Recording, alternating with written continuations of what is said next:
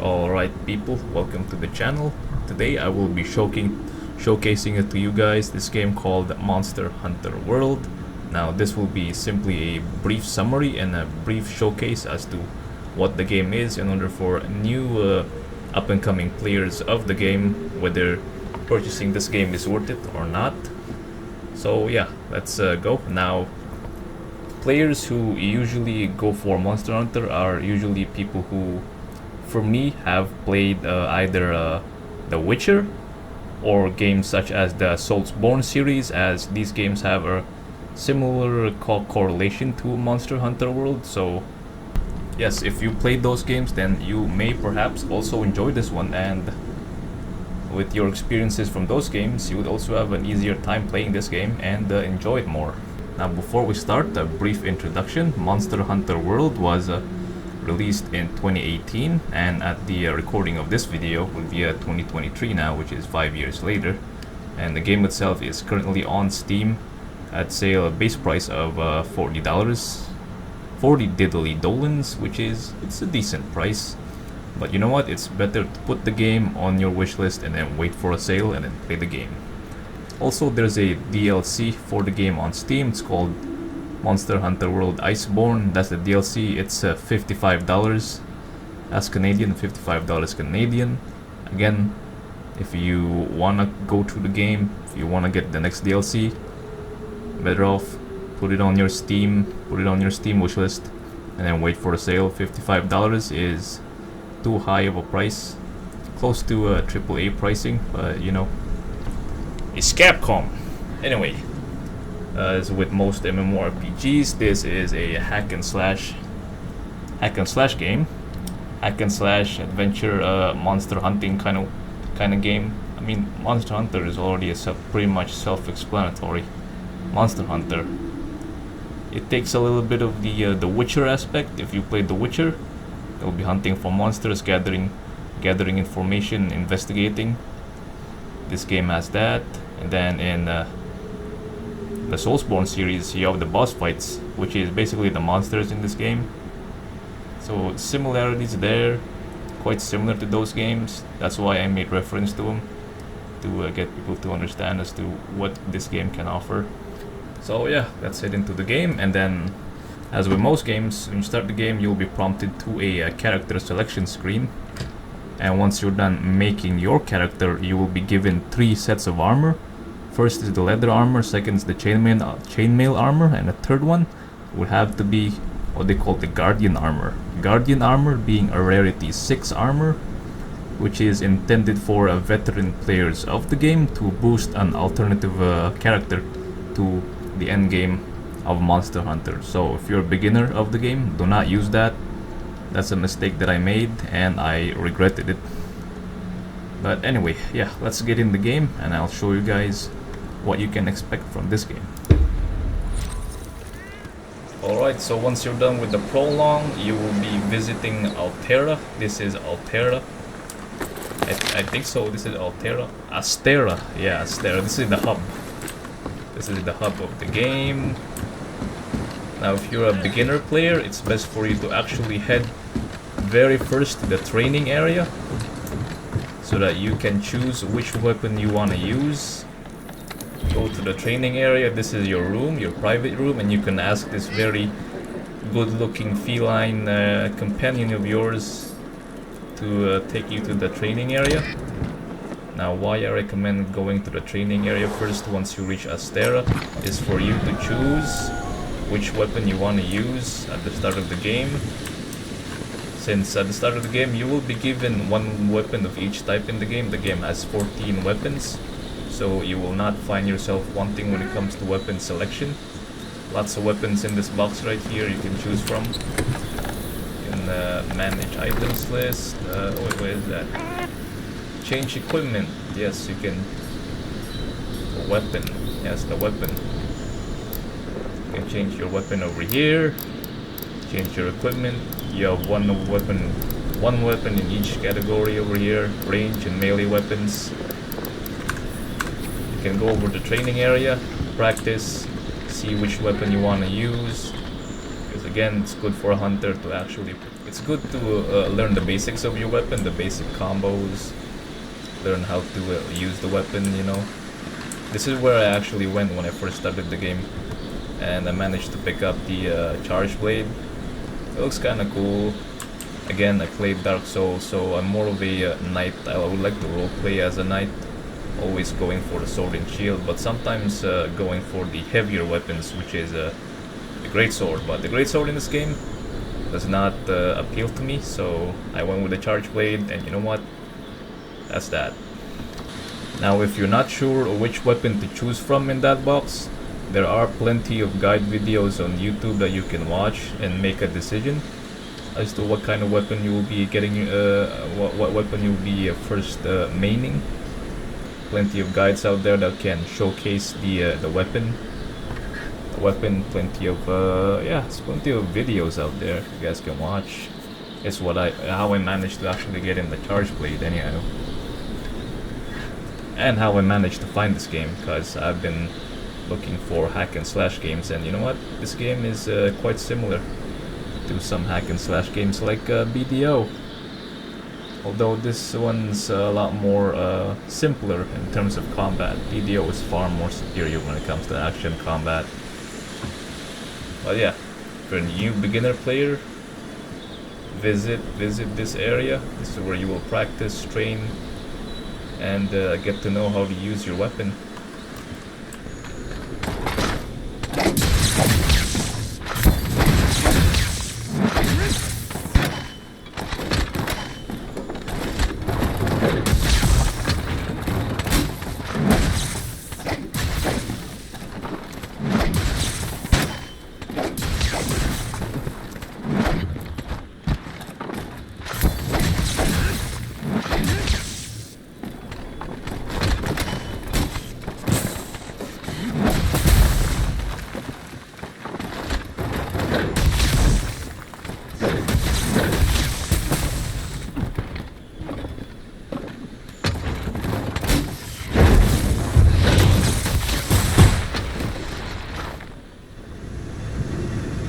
Alright, now that we're done with the training area, this is the forge area, or you could say the blacksmith area. This is where you will be mostly doing your crafting, your upgrading, most of that stuff. You go out on a hunt, gather materials, you bring them here. You can either forge new equipment or upgrade your equipment, and this is the place for that. This is just a quick summary of that. This is where the forge is, the second floor, second area, yeah, second area. Yeah, I will not get into the upgrading, as I myself have not even, you know, upgraded any gear, but I did craft gear, as you can see over here. I made some gear while going on hunts. But yeah, there's crafting in the game, but you need to acquire the necessary materials for it. That's where you hunt. You hunt the you hunt the monsters for their stuff, and then you take it here. And then those blacksmiths over there will make the stuff for you. Or you can buy gear from that lady right there. Now, folks, this is the canteen area. As with most hunts, it is very strenuous and requires a lot of cardio. And with all of that, you will need you will need to consume a healthy amount of food. And this is where you will be doing most of your eating. You can order food from the Meowscular chef over here. The foods that you get from him will give you food buff, will give you more health, will give you more stamina, and even buff up your defense or your attack. Gives you a nice buff. So yeah, this is where you will be mostly eating stuff, I suppose. I mean, look at the meat on the table. That's a lot of meat. That's a lot of meat, man. Look at the big meat over there. Wow. I also like the animation when ordering in this game. It's really good. Now let me order us some food. You can either pay with money and pay with points, or pay with voucher, but you know what? Just pay with money. Now, before I head out on a hunt and show you guys what this game is all about, I need to have a buff on me, so I'm gonna go with the Chef's Choice Platter. Gives me health, stamina, and gives my nice boy Palico over here plus 12, whatever that means. Oh, health. Okay. So yeah, when I click yes, you'll see the cool ass animation. Ooh! Oh, I usually there's music in this, but I just turned it off because the music is too loud. Nice. Oh yeah, look at that. Oh! Instant heart attack.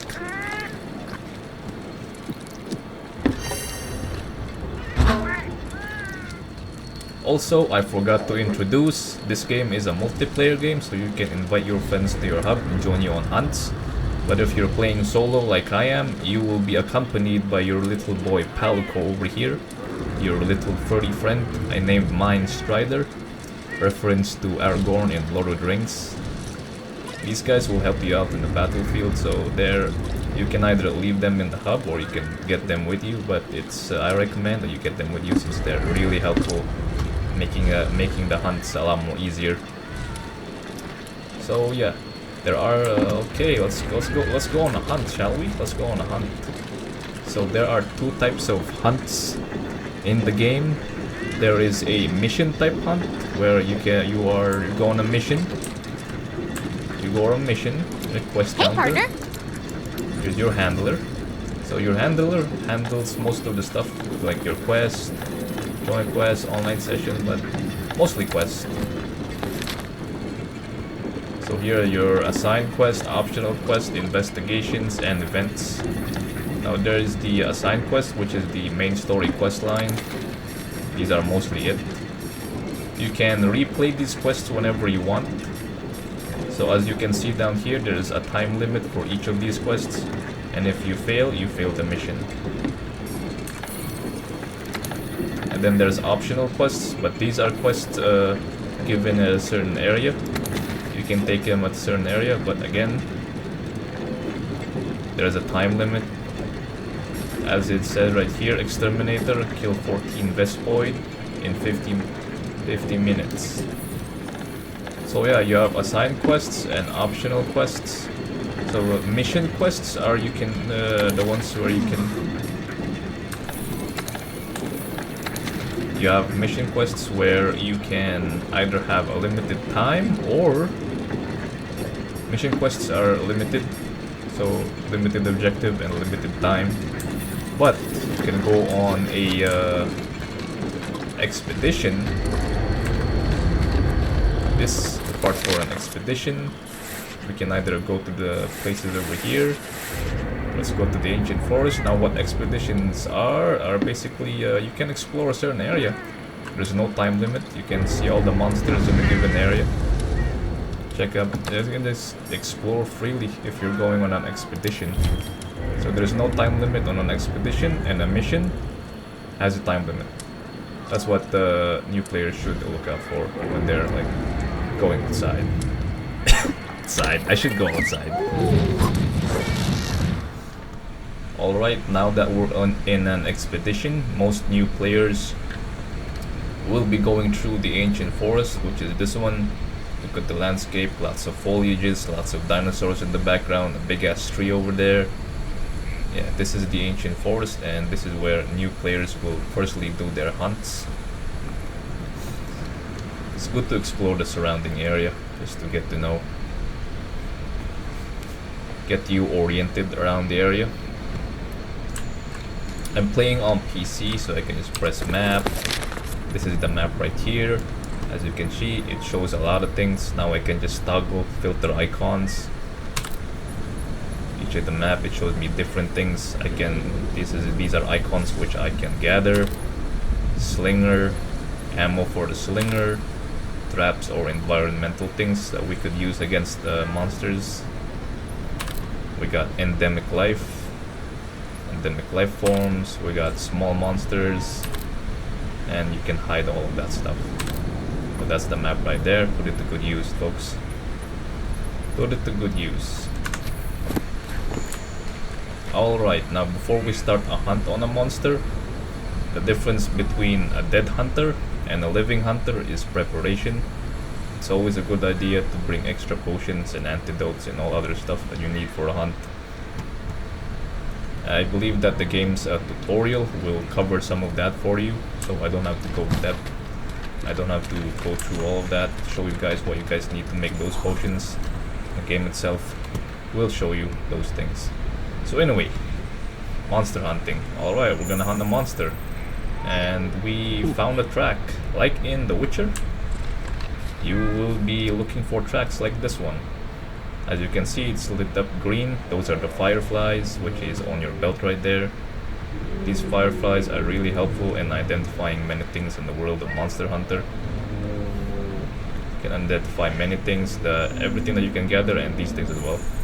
So we're hunting a Great Jargus, yes. So my character already identified that it's a Great Jargus, since I have encountered the Great Jargus many times, but let's track it. So as you can see at the bottom left, close to the map right there, I can either press Q to track it, or I can go on my map and track the Great Jargus over here, and it will show me where the Great Jargus is. And once the Great Jargus is tracked, my fireflies will lead the way, show where the Great Jargus is located. Alright, most new hunters in the game, their very first monster would have to be the Great Jargus. It's a pretty easy monster to hunt, but yeah. Let's go on a hunt, let's enjoy ourselves. I'll show you guys what this game is all about. Like I said, we're giving a showcase, we're giving a summary. Let's go.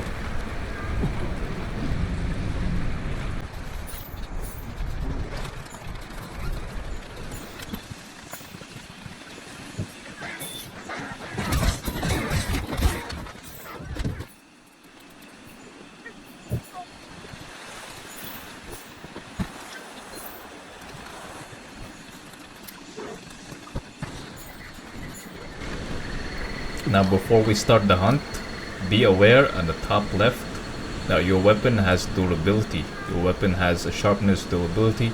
Now when your weapon gets too blunt, you have to use the whetstone. At the bottom right you can see the whetstone over there. Like you have to press E in the heat of battle. So before you sharpen your weapon, make sure that you have to make great distance away from the monster before you start actually sharpening your sword.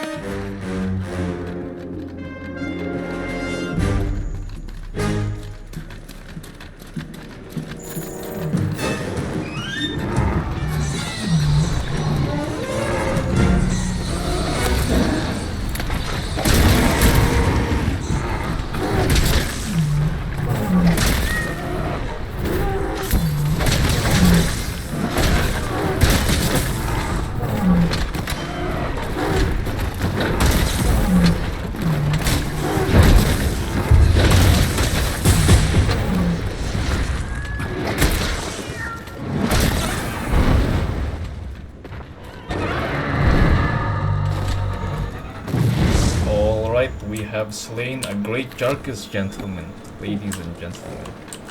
That is a quick showcase of a hunt and what you can expect from the game. Again, this video is not scripted. I just came home from work and you know what, I just came out with an idea. Why not just make a video out of Monster Hunter World for beginners. If there are some folks out there planning on making a purchase, just put Monster Hunter World on your wish list. Get the game, it's really fun. And if you have friends, convince them too, because you'll definitely enjoy this game with your friends. But right now I'm playing it solo. I'm tired. Anyway folks, I hope you guys actually found the video helpful, you know, in making a decision about the purchase. Alright, so I'll see you folks next time in whatever video that I can come up with. Again, I always release videos on my channel, so if you like some of the content, you know, click and subscribe, I suppose. Anyway folks, I'll see you guys next time. Happy hunting folks. I'm gonna be hunting sometime.